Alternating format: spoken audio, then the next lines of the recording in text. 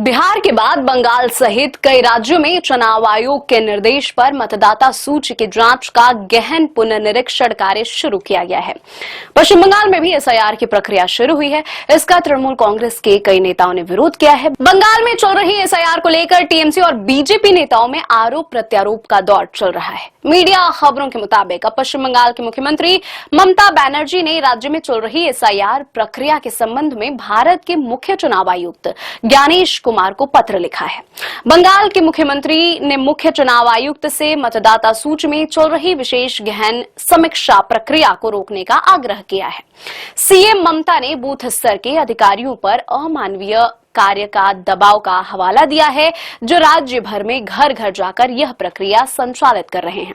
हालांकि चुनाव आयोग के सूत्रों ने कहा कि बीएलओ को पूरी ट्रेनिंग दी गई है। चुनाव आयोग ने गुरुवार को कहा कि 9 राज्यों और 3 केंद्र शासित प्रदेशों में एसआईआर के तहत गणना प्रपत्र का वितरण लगभग पूरा हो गया है और लगभग 99% मतदाताओं को आंशिक रूप से भरा हुआ दस्तावेज मिल गया है। अपने दैनिक एसआईआर बुलेटिन में आयोग ने कहा कि 50.97 करोड़ मतदाताओं में से 50.40 करोड़ को फॉर्म जारी किए गए हैं, जो 98.89% है। ईसीआई पश्चिम बंगाल में एसआईआर के दौरान फर्जी मतदाताओं की पहचान करने के लिए एआई आधारित सॉफ्टवेयर का इस्तेमाल करेगा। एआई प्रणाली मतदाता डेटाबेस में तस्वीरों का विश्लेषण करके फर्जी मतदाताओं की पहचान करने में मदद करेगी। बंगाल में एसआईआर प्रक्रिया, जिसमें ईए फॉर्म इकट्ठा करना और डिजिटाइजेशन का काम 25 से 26 नवंबर तक पूरा होने की उम्मीद है। इसके बाद ड्राफ्ट रूल का प्रकाशन होगा। सीईओ कार्यालय के अधिकारियों ने कहा कि एआई प्रणाली उन मामलों का पता लगाने में मदद करेगी जहां एक ही फोटो का इस्तेमाल कई मतदाताओं का प्रमाण पत्र बनाने के लिए किया गया है।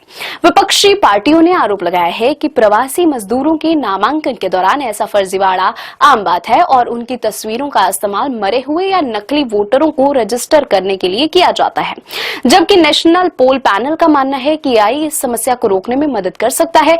भाजपा ने गुरुवार को आरोप लगाया कि पश्चिम बंगाल की मुख्यमंत्री ममता बनर्जी एसआईआर के खिलाफ शिकायत कर रही हैं, क्योंकि उनका राजनीतिक वजूद धोखेबाजी के जरिए बनाए गए एक जनाधार को बचाने पर टिका हुआ है। भाजपा की यह प्रक्रिया एसआईआर को लेकर बनर्जी द्वारा मुख्य निर्वाचन आयुक्त ज्ञानेश कुमार को एक पत्र लिखे जाने के बाद आई है।